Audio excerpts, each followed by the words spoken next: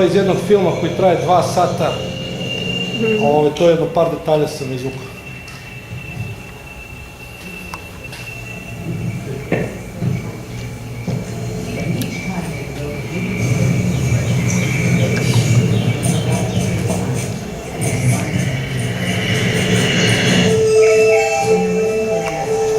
Evo tu kaže, sad dolazi, ne čuje se, ali ja sam ovo gledao do 20 puta, da su majanski glifovi uparni, praktično tako se dekodiraju. To su otkrili dosta kasno. Mnogi glifovi su sastojali kompozitni su, znači jedan glif se sastoji iz više elemenata, pa je to bilo teško značenje takvog glifa odrediti, a neki su kao transformersi. Znači, one i ovaj glif znači isto. I to je trebalo isto otkriti. To je sve posle drugog svjetskog rata naročito napredovala ta priča. Pa se onda glif jedan krije u drugom. Značenje tog glifa je trebalo otkriti takođe.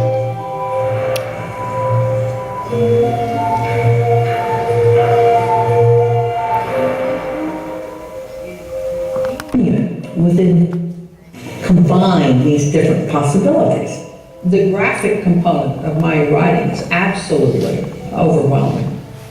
That makes it incredibly complicated for us.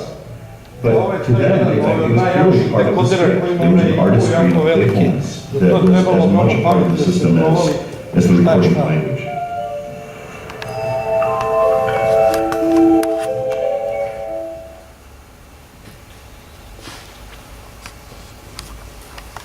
How the Maya marked time. A system now called the calendar round. Znači, poseban problem je The calendar round is made up of 3 interlocking cycles.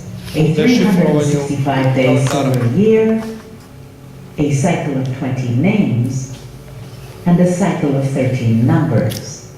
Days are designated by the way these 3 cycles line up. For example, this day is 3 Manik, and the 14th of the month, Pope, followed by 4 Lamad, 15 Pope, 5 Muluk, 16 Pope, and so on. 52 years will pass before the 3 cycles line up in the same way again. Then, these days will repeat. Like our days of the week, the calendar round cycles on forever. It is not by itself tied to any specific starting point in history.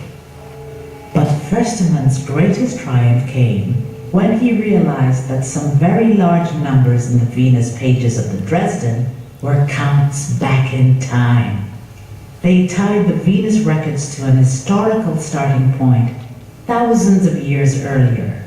It fell on the calendar round day 4 Ahau 8 Kumku. From Maudsley's photographs, Versteman knew that this extraordinarily ancient date appeared throughout the Maya world, from Palenque in northern Chiapas to Quirigua in southern Guatemala. Versteman concluded that for the Maya, this date marked the creation of the universe. Just as Western culture measures its history from the birth of Christ, so the Maya measured their history from the date of creation.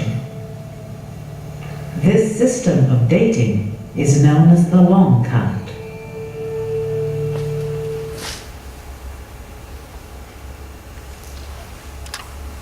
Lies of the devil. Znači, pod pretpostavkom da su te knjige bile đavolje laži, zapalili su sve. The light system totally died out in the centuries that followed the Spanish conquest.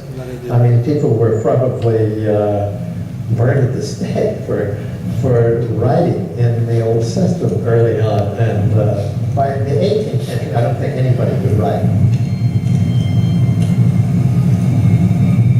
So they burned hundreds, maybe thousands of books.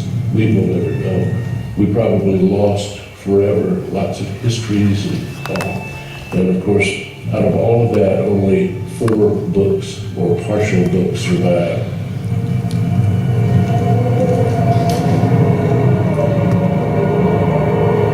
One Maya book, probably sent back to Europe by Cortez, made its way to the Royal Library of Dresden, Germany. It is called the Dresden Codex, or manuscript book. Another surfaced in Madrid, a third in Paris, a fourth was found in Mexico in the 1960s.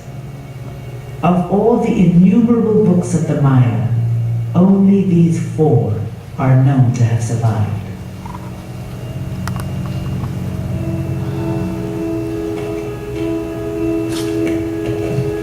In 1810, a massive volume on the Americas was published in Paris. One of its illustrations reproduced 5 pages of the Dresden Codex. This image would inspire the first breakthrough in the decipherment by the eccentric Constantine Rafinesque. It is a positive fact that I have been a botanist, historian, poet, philosopher, merchant, manufacturer, economist, philanthropist, palmist, improver, architect, surveyor, and I hardly know myself what I may become as yet. The insatiable Rafinesque was fascinated by these first published images of Maya glyphs. He looked at these bar and dot numbers, and he said that, look, there's these bars and dots, but you never get more than 4 dots. A bar probably stands for 5. 1 would be a 1 dot, 2 would be 2 dots, 3 would be 3 dots, 4 dots, then you'd have a bar, and then a dot would make it 6. 2 dots in a bar is 7, 3 dots in a bar 8, and so on. And that was the first time anybody had ever deciphered a Maya hieroglyph. That is the beginning of the decipherment.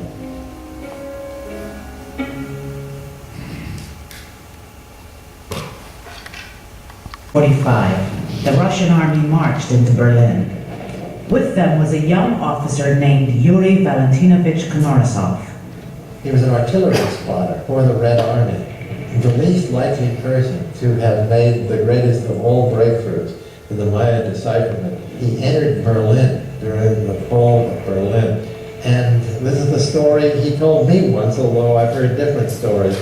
In the ruins of the National Library, he found a book lying there that had survived the fires and all the rest of it that he picked up, which was a very good black and white reproduction of the 3 then known codices, the Dresden, the Madrid Codex, and the one in Paris. According to another version of the story, Knorozov discovered the book when crates from Berlin were unpacked in Moscow. In any case, he became fascinated by the glyphs. When he read an article concluding that Maya glyphs were an insoluble problem, Knorozov took it as a challenge. He completed a degree in linguistics and became a lone Russian Mayanist in a field then dominated by Eric Thompson and Western scholars.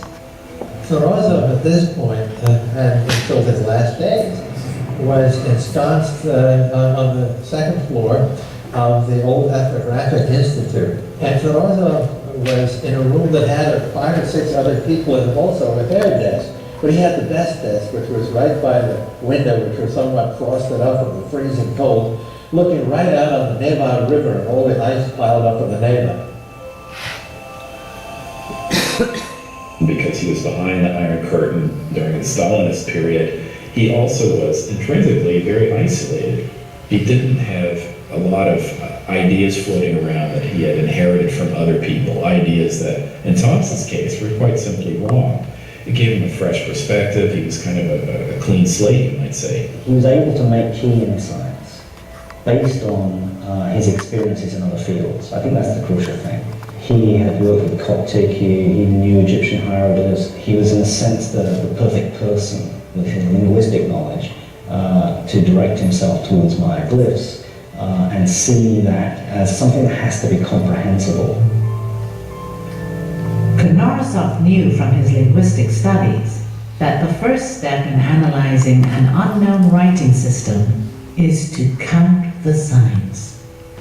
If it has between 20 and 35 signs, the script is probably alphabetic, representing simple sounds. If it has 80 to 100 signs, an unknown script is probably syllabic. A syllabary will have more signs than an alphabet, because it represents all the possible combinations of consonant and vowel sounds used in a language. But if the unknown script has more than a few hundred signs, it is surely logographic, or based on signs for whole words. A richly logographic system like Chinese has thousands of signs for thousands of words.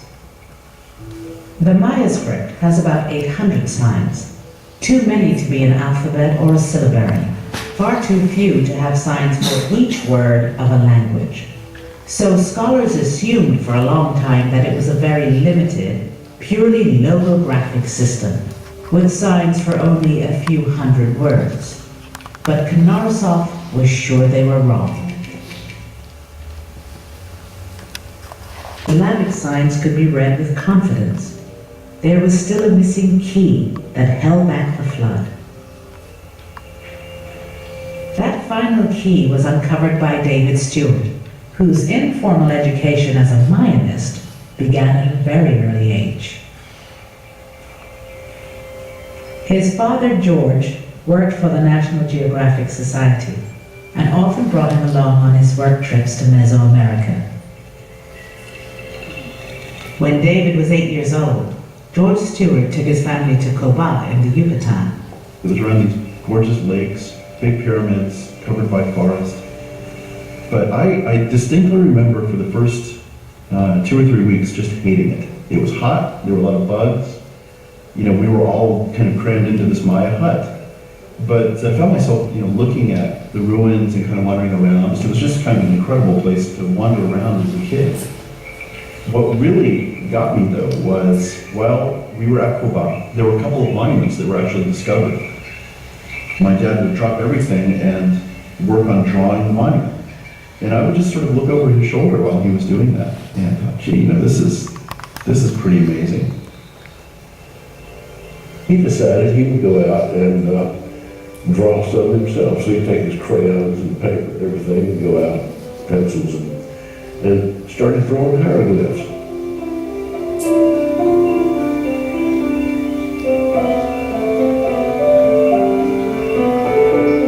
By the time we got back to the States, my inner soul had been so affected by that experience that I just wanted to keep going back. 2 years later, in Washington, D.C., David met Linda Sheely in the offices of National Geographic. He was 10 years old.